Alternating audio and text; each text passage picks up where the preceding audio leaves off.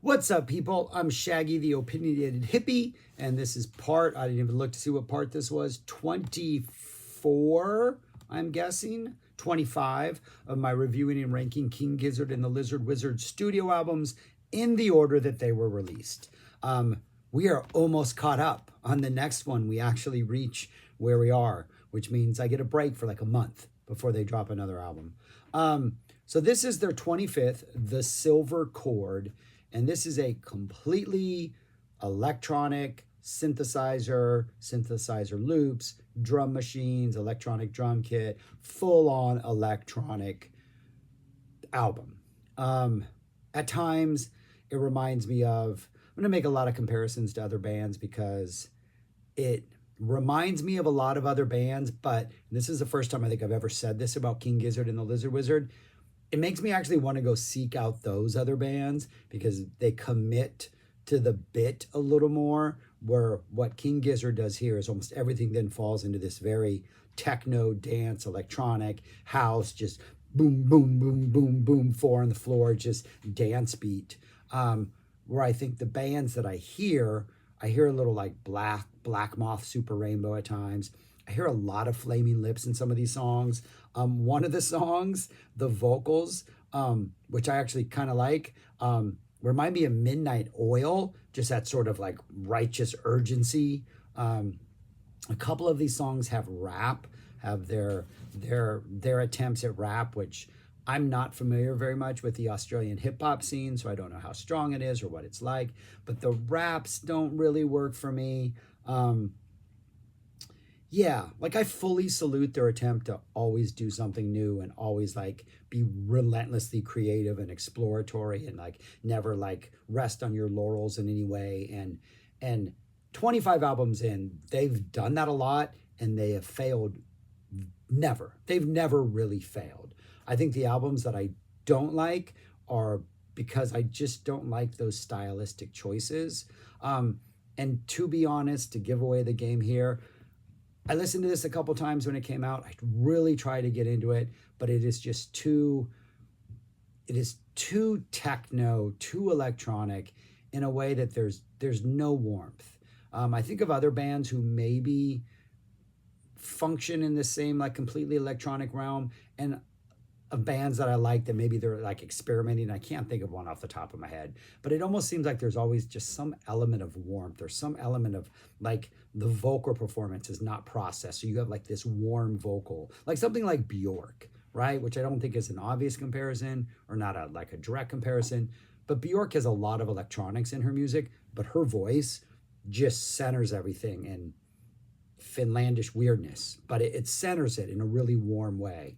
I think of Robin's Body Count album, Body Talk album, Body Count. I think of Robin's Body Talk album, an electronic dance pop album, but there is this weird warmth in it. I don't find a lot of warmth in this album. A lot of aggression, a lot of psych energy, a lot of like Midnight Oil, righteous, indignation. But the overwhelming effect of this is a little too numbing for me. And there's another thing that must be said about this album. It's actually kind of two albums. There is a short version of this album that is 28 minutes long. Each song's roughly around 4 minutes. It's all electronic drums. It's all synthesizer. It's all techno. Most of the songs are really, really vocal heavy. It doesn't feel, I have not listened. When this came out in October of last year, it came out in October 2023. I probably listened to it 4 or 5 times, and I kind of moved on to other stuff. And I revisited it recently to just kind of, regather my feelings and regather my thoughts about this album. And so it doesn't really seem like there's like any sort of, maybe there is like a verse chorus structure, right? It's just a lot of like vocals throughout the entire thing in a weird, almost non-linear psych way. And you have this 28-minute version of the album. And then you have this 88-minute version of the album, which is the same exact songs, but in an extended mix. And I'm pretty sure There's 7 songs on the album, both versions, obviously, because one's the original 7, one's the extended mix. I think all of the extended mix, except one song, number 5, Gilgamesh, are pretty much the exact same beginning. They're not remixes, they're extended mixes. So you get on the extended mix version, you get the original song, and then when that song reaches its end, what usually happens, if not in every one of them, is the music like will fade out or get quiet, or we clearly know we're at the end of the next song, and then the drums will drop, the electronic techno drums will drop, and we'll be just off on like a, you know, one of the songs is 20 minutes long. So we'll be off on like a 16-minute techno jam. You know, roughly the rest of them are about 11 or 12 minutes long. But it just feels tacked on, right? I mean, because literally it is. You have the original song, and then you have this jam that's like makes three times longer than the original song, just kind of tacked on in the end. And they're not all identical jams. I think the highlight of each one is whatever the synthesizers are doing, like what the loops are doing. There's some cool sounds. Some are warmer than others, some are psychier than others, some are funkier than others, some are more processed and weird than the others. But usually each of them kind of follows the same progression, where you get, okay, the song ends, and then we get like 3 to 4 minutes of just like really everybody going at it, techno-wise, jamming out with like, you know, drum machines and synthesizers and loops.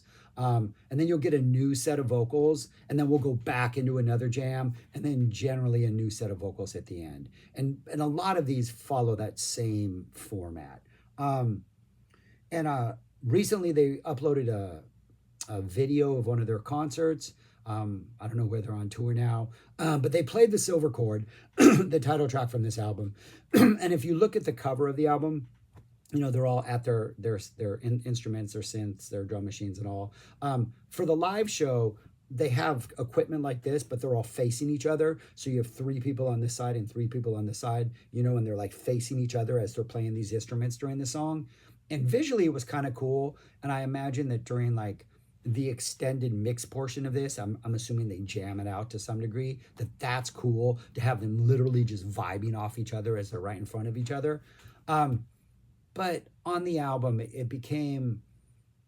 thought it became a little too repetitive. It became a little too of the same sounds over and over and over. And while there were definitely moments that I really, really enjoyed and I thought were cool, it hasn't been something I've returned to a lot, just because they have other stuff that I think is a little more engaging as far as my tastes go. Like out of all the like short versions of the song, the opening track might be my favorite. It's kind of the most synth poppy-ish vibe. It's got a kind of a cool ending to it. The second song, The Silver Chord, feels a little more urgent, cool, darker energy. The lyrics, it's from like a first-person narrative. I think this Silver Chord might be narrating the whole thing. I'm not sure who the Silver Chord is. This is kind of a celebratory song. Has a very like almost upbeat ending. This one reminds me of Black Moth Super Rainbow. The song's set, kind of funky. This one has that Midnight Oil sort of vibe to it. And there's a rap, which is a no for me. Change, apostrophe E, kind of a lighter, softer vibe for a while. Bright, upbeat vibes. Towards the end, it gets a little more hectic, a little more urgent. But all these things are clocking in around 4 minutes long. Gilgamesh, the beginning of it kind of reminds me of something that would be on the Flaming Lips, like the Terror era, right around there, just like a brash, harsh, dramatic, like drop intro. And I think the Flaming Lips would dive deeper into that and get darker and even more depressing. King Gizzard then just goes like the techno route, so we get like techno beats over that. And so I think we lose that excitement of like, where is this going to go? Because all of these intros, you know where they're going to go. I mean, they kind of don't go anywhere surprising. They go into like just this hardcore drum machine, electronic drum beat. There's a rap in Gilgamesh, which is a no. Swan Song. The beginning of this, there's a like this processed guitar that reminds me, like it could be on like Flaming Lips, like Transmission era, like 90s era type Flaming Lips. Doesn't last for very long before the techno beat takes over. There's a nice soft melody buried in the middle of Swan Song that's kind of like air, like we're outside for once, like sunlight is here and blue sky. That doesn't last for very long. And then Extinction kind of reminds me a little bit of Pompeii. I don't Pompeii und Gurong or whatever it is, that Flaming Lips song off the Mystics, at the war with the Mystics. It reminds me of Pompeii, maybe a little more upbeat, not as committed to that like repetitive droning drive. But those are the original 7 songs, and none of them really like grabbed me or stood out of me, or like none of them are going to make a top 10 playlist, nor am I debating whether any of these should be like a top 10 song list for this band, which is going to be a heck of a chore to do. And then the extended versions just have jams at the end with additional vocals that tie into the first part. Thea is the longest with like a 20-minute jam. You know, you get a nice kind of happy space vibe somewhere in the middle that provides some fresh air. I think in Extinction, that is the other one where we get around halfway through that. There's some really nice sort of like, okay, some breathing room here. Probably a lot of these have these because they all seem to kind of follow the same format. Silver kind of gets funkier towards the end, changes, stays upbeat. Gilgamesh seems like the sparsest of them all, and that middle jam, it's still pretty techno, but it seems like there's a lot less happening. Swan, kind of some really cool keyboard sounds, which feel almost optimistic, and again, being outdoorsy and in the sun and in the blue sky. And then there's these really cool loops that are playing towards the end of Swan Song that are kind of cool. But yeah, I feel like I'm just rambling about this because it is something I haven't been able to find like my into this album. I haven't found the thing that's like, okay, this is the hook that's going to get me in. It is all electronic. It is all synths. It is all drum machines. It is all electronic drums. I don't think it sounds dated because that's their intention, was to use these machines, and it's all analog. So that's another thing. I'm pretty sure it's all analog. I think that was one of the selling points. But yeah, and the raps, we can do without the raps. But I also don't think the songs are just as interesting as songs on some of their other albums. So yeah, that's me just kind of like hedging and hawing and mawing and just, I don't know, trying to make sense of an album that I can't say I've really, really been able to like wrap my ears around and enjoy. I'm looking for those moments in the songs that are maybe a little more brighter or feel like they're divorced from the techno environment, which just does seem to be a little too relentless over the course of even 28 minutes. But yeah, that's my rambling thoughts on the Silver Chord. But so where would I rank this among the other 24 I've already done? I dropped this way towards the back. I have this thing way back at number 22. Yeah, behind their debut album, 12 Bar Brews. Mainly because it's one of those things, I go up the list, I'm like, I want to listen to King Gizzard. Let's go up the list, right? And I would probably listen to the Silver Chord before like Fishing for Fishies or Sketches or Made in Timeland.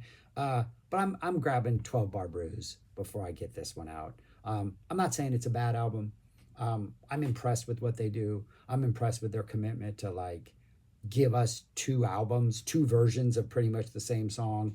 I'm impressed with their ability to like push the limit with like collective jamming and collective just creating these songs collectively as they do. But the decisions they make on this as far as just the sounds and the electronics and all that stuff, it's not for me. It's just not something I really have enjoyed. Similar to what they did on Butterfly 3000, but I have that all the way up at 16. I enjoyed that more. I don't know what it is. I think maybe the songs are just a little bit stronger and memorable and a couple hooks in there. But yeah. All right. That's all I got about the Silver Chord, their 25th. Next week, we got their newest album, the one that came out like 2 weeks ago. So super excited to like catch up, and then interesting to see when the next album drops. But yeah, we'll do the live albums and hit the live albums, and then we'll move on to something else. But anyways, Thanks for watching. Subscribe, like, share, comment. Let me know what you think of this album. Let me know what I missed, what's going to change my mind about this. I want to like this album. But yeah, that's what I got for now. Thanks for watching. Peace. Talk to you later.